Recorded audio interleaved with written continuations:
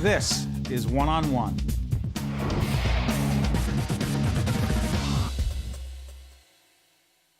Reverend Trevor Rubingh is Executive Director of New City Kids. How you doing? Good, good. Thanks for having me. It's our pleasure. You're based in Jersey City, New Jersey? Yes. And your organization empowers kids and teens through academic, musical, spiritual, and leadership development, right? Right. Impressive statistic. 100% of the teens that you have are seniors in high school that actually attend college. Yeah. How does that happen? Well, it's part of a whole comprehensive approach to leadership development that starts when a child is 6 years old, and we develop a culture, really, of college readiness, college attendance, and a college mindset.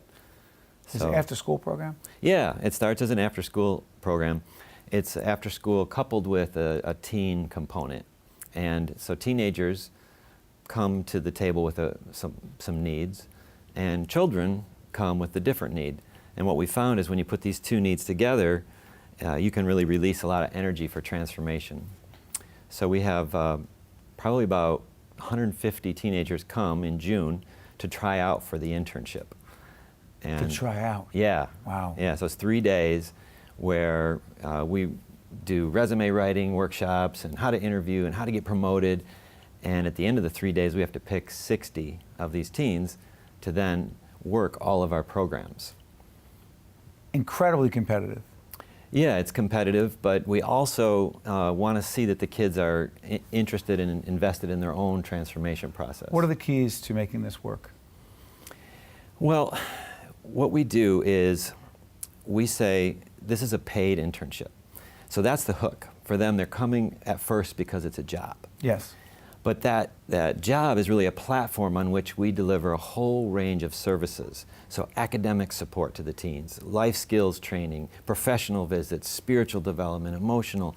And for example, in order to keep their job, they've got to maintain a C average or better. If they get one C, they get knocked down to 3 days a week. And then they have to go to tutoring. But that sets up the next thing, which is they are invited to come to SAT class. And that if they pass that, then they get to go on a college tour. And going on a college tour brings them on a college campus, and for the first time for many of them, they're around people who look like them and are from the same background, but who are excited about learning, excited about college. And that plants a seed and again kind of reinforces that college culture. Where'd you get the idea for this? I've stolen most of our ideas from friends of mine. So it's Urban Promise in Camden, New Jersey is one ministry where we've really... Why do you call it a ministry? It's for most of these places, it's inspired by a love for God and a feeling like my life has been changed and I've been given a gift, and I want my life to count and give that gift back. And so it's a service. The word ministry is really from the word to serve. And so that's how we view it. We want to have our lives be an offering to kids and to make a difference. Where are you from originally? I'm from Michigan. Michigan to Jersey City, New Jersey. Yes. How's that happen?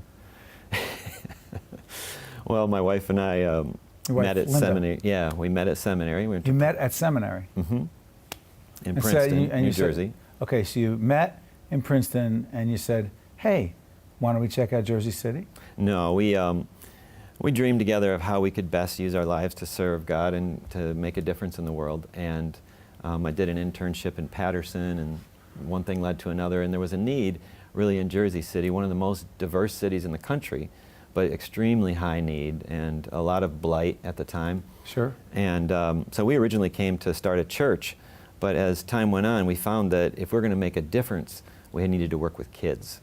And teach them tangible skills. We're going to show some pictures, and as we do that, I want you to describe some of the specific, tangible skills, and we'll roll some of these shots. Sure. Talk about them. What are we talking about here? Yeah, so our after-school center is not just a place to get homework done.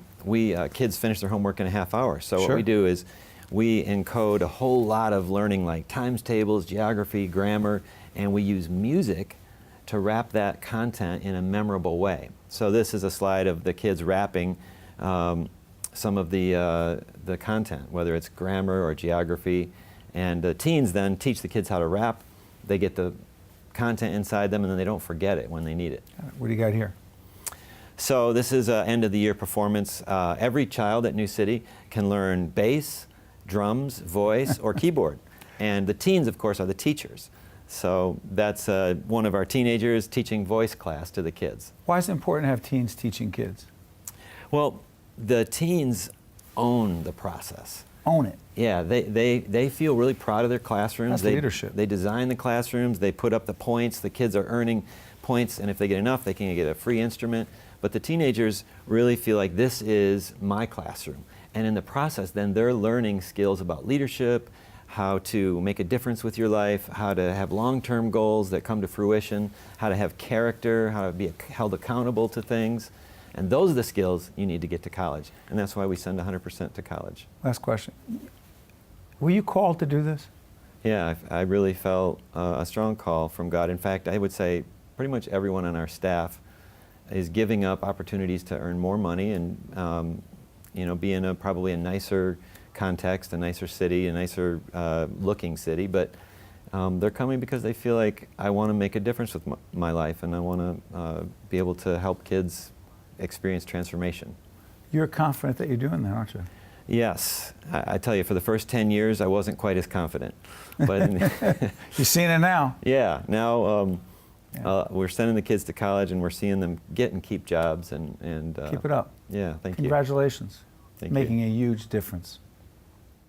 One-on-One with Steve Adubato has been a production of the Caucus Educational Corporation, celebrating 25 years of broadcast excellence.